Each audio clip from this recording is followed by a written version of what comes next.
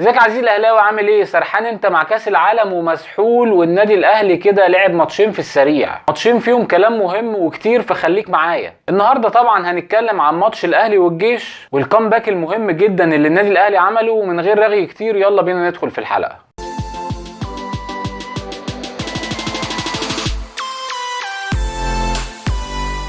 طيب قبل ما نتكلم كده على الماتش بتاع الاهلي والجيش، برضو الاهلي والمقاولين، النادي الاهلي ما كانش احسن حاجه، كسبنا وصعدنا في الكاس بضربات الجزاء، وماتشين ورا بعض نلبس اجوان، ودي كانت حاجه غريبه جدا، كنا قاعدين بنعد كلين شيت ورا التاني، واداء النادي الاهلي متذبذب كده ومش زي الاول. فيا ترى ده اسبابه ايه؟ اول حاجه بس خلينا نتفق ان اللعيبه دي زي اي حد في الدنيا ليها فورمه. لما الريتم التصاعدي اللي انت بتشتغل عليه بيقف مرة واحدة وترجع له بعد فترة، شيء طبيعي ان انت ما بتبقاش في حالتك، كأنك كده بالظبط رجعت الشغل بعد اجازة شهر وبتبدأ تفتح الايميلات من جديد، لا بتبقى عارف تشتغل ولا فايق ولا اي حاجة. فاللعيب نفس الكلام، وكولر كمان نفس الكلام، الراجل سافر سويسرا ودلع نفسه ورجع فجأة على مصر، فمفيش حد هتلاقي ذهنه حاضر زي الفترة اللي سيبناهم قبل ما يجي التوقف. النقطة التانية بقى واللي تخص ماتش النهاردة قصاد فريق الجيش، ان محمد يوسف قرا النادي الاهلي حلو جدا، ولعب على نقط ضعفه اللي موجوده في الوقت الحالي بطريقه ممتازه. وعشان نوضح اكتر يلا بينا على السبوره.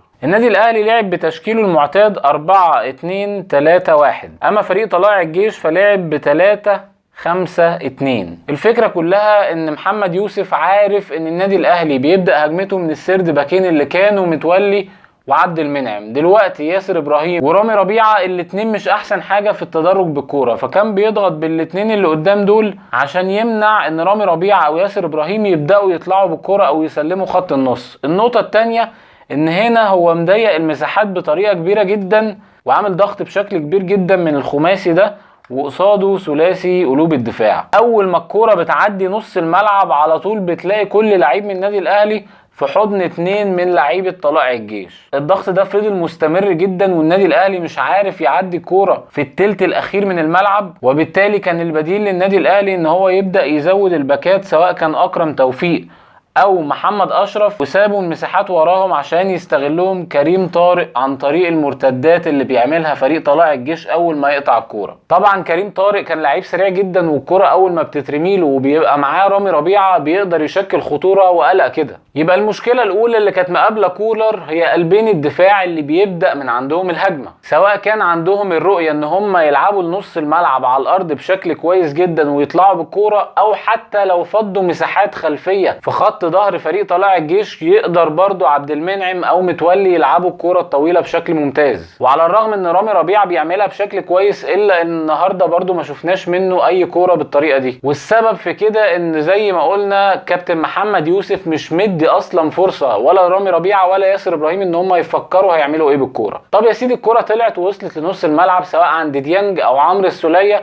او حتى برونو سافيو، كان في بطء كبير جدا من اللعيبه دي، خصوصا ان الضغط بتاع طلائع الجيش كان قوي جدا في نص الملعب. طب يا باشا هنبدا نطلع على الاجناب، للاسف احمد عبد القادر ما بيقدرش يستحمل الضغط، وكل كوره بتجيله بتتقطع منه. المشكله الكبيره هنا ان الفرق لما بتقابل فريق بيضغط بشكل كبير جدا كده، لازم يبقى عندك نوع اللعيبه او الكواليتي بتاع اللعيبه اللي هو يحط اللعيب في ظهره ويقدر يعمل كنترول على الكوره ما تتقطعش منه، لحد زي ما بنقول بالبلدي كده الفريق يطلع عليه. لو نفتكر اكتر واحد كان بيعمل الطريقه دي جونيور اجاييه، لو راجل كنت تعرف خد منه الكوره، انما للاسف هنا احمد عبد القادر اول ما هتيجي تطلع عليه الكوره ما بتقعدش في رجله ثانيه وتتقطع منه نتيجه الضغط. حتى راس الحربه بتاعك ما بيقدرش يعملها محمد شريف، للاسف الكنترول بتاعه على الكوره مش احسن حاجه، وعشان كده كنت افضل ان هو يبدا الماتش ده بشادي حسين. المهم ان في الدقيقه 24 ونتيجه المساحات اللي ورا اكرم توفيق اللي زايد زي ما قلنا، تروح كوره طويله كده انفراد على محمد الشناوي متطرفه، والراجل اللي يفضل يفكر سنتين انا هطلع ولا مش هطلع، فيحطها من فوقيه لعيب طلائع الجيش عشان تتحسب جون بعد الرجوع للفار. خروج سيء جدا وضعيف وقرار بطيء جدا من محمد الشناوي عشان تبدا الدنيا تتعك اكتر، يعني انت اصلا مش عارف تعمل هجمات ومش عارف تشكل خطوره وبقيت متاخر في النتيجه، ويخلص الشوط الاول بالنتيجه ديت ومفيش حد ظاهر من النادي الاهلي باستثناء كريم فؤاد اللي ظاهر كده نتيجه حميه وحماس زياده. وكالعاده كريم فؤاد هو ابرز نجوم النادي الاهلي في الفتره الاخيره. مع بدايه الشوط الثاني كنت متوقع ان مستر كولر الحقيقه هيعمل تغييرات، ولكن بدا الشوط الثاني زي ما نهى الشوط الاول بالظبط، باستثناء ان هو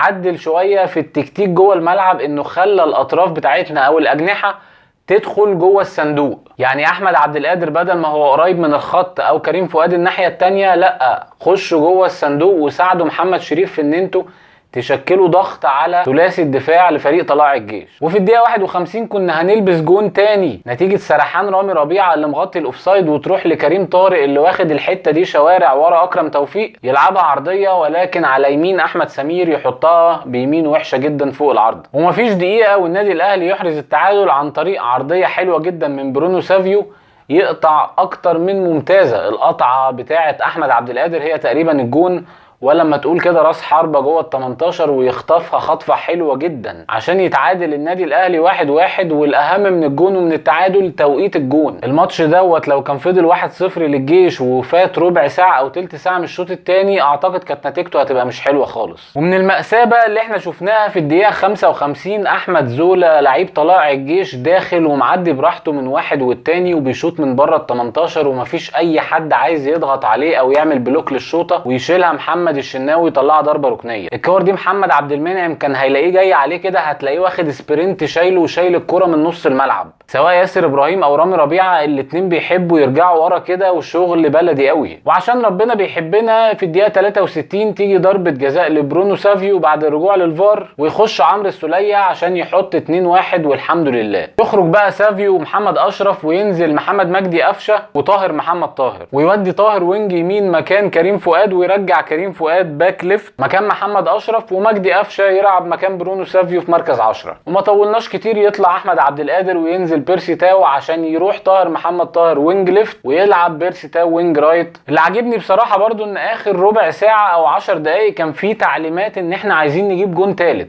فالنادي الاهلي بدا يضغط بشكل مكثف كبير جدا، وضاعت كوره من محمد شريف انفراد غريب جدا، وواحده ثانيه من محمد شريف اكرم توفيق عدى وعملها له كات باك كده يلعبها. الكرة دي دايما يلعبها فوق كده في السماء كل مرة اما يقطع ياخد خطوتين لورا، وهو بيعملها حلو جدا التحرك بتاعه، لكن في الاخر الفينش بيبقى سيء جدا من محمد شريف. الكرة دي تحديدا هو محتاج يتدرب عليها. الله يمسيك بالخير يا متعب. وفي الدقيقة 88 يتعادل طلائع الجيش، ولكن الكرة تتحسب لمسة يد بعد الرجوع للفار، والحمد لله ان هي اتحسبت لمسة يد ويتلغي الجون بتاع طلائع الجيش عشان الماتش يخلص 2-1.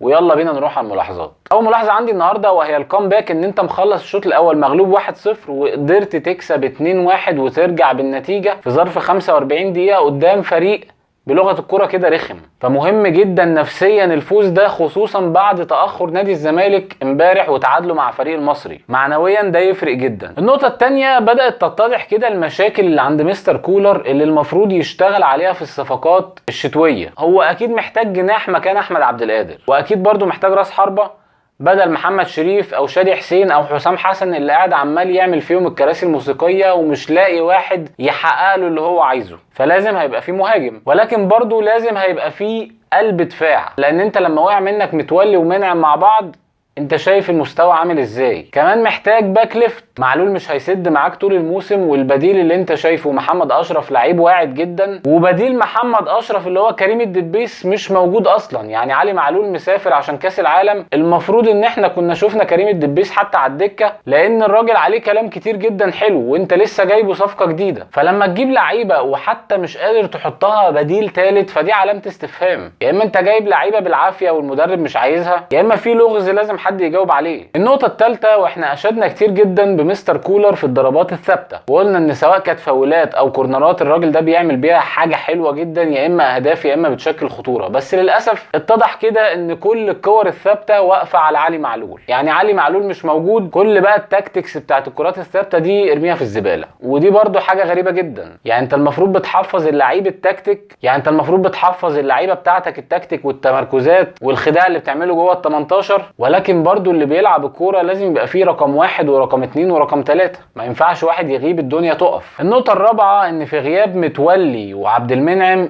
تاني مرة على التوالي نستقبل اهداف، ودي يبين لك المشكلة اللي فيها رامي ربيعة وياسر ابراهيم. وحتى الماتش بتاع المقاولين لما بدأ بمحمد هاني وكان مقعد ربيعة على الدكة برضو ما شفناش يعني الاداء اللي يبهر يعني. فبالتالي برضو خط الدفاع بتاع النادي الاهلي باللعيبة اللي موجودة عاملة كالو في دماغ مستر كولر. النقطة الخامسة وهو محمد شريف. محمد شريف بقى لغز بالنسبة لي، لعيب من سنتين 3 كان احسن مهاجم في مصر، لعيب بيخلص من انصاف فرص، هداف الدوري وكان بيحطم ارقام قياسية. دلوقتي محمد شريف مش قادر يجري، تكنيك الجارية بتاعته بقى فيه مشكلة من ساعة ما مستر كيروش حطه في دماغه وكان بيقعده دكة ونزله في ماتش كده في الوقت الاضافي وراح سحبه تاني في نفس الشوط، ومحمد شريف مش عارف يرجع. لا موسيماني عرف يرجعه ولا اللي بعديه عرف يرجعه ولا عارف ياخد فورمته كمان مع الراجل ده. فالحقيقه انا صعبان عليا لعيب زي محمد شريف بالمستوى ده مش عارفين نعمل له ايه، لان انا ما عنديش شك ان محمد شريف لعيب ممتاز. النقطة السادسة والأخيرة وهي محترفين الأهلي. بقالنا فترة صفقات المحترفين كلها للنادي الأهلي مفيش حد فيهم طبع غير علي معلول وأليو ديانج. ما تقوليش بقى بيرسي تاو وميكيسوني والناس دي كلها ما شفناش حاجة يعني، ولا أليو بادجي. يعني مش متخيل إن أنت تبقى عندك لعيب ومقعده على الدكة وهو محترف وبياخد بالدولار وقاعد لواحد بديل مصري، وحتى لما بينزل بيرسي تاو ما بنشوفش يعني الأداء ولا الإبهار اللي بيحصل. وبرونو سافيو لعيب كويس جدا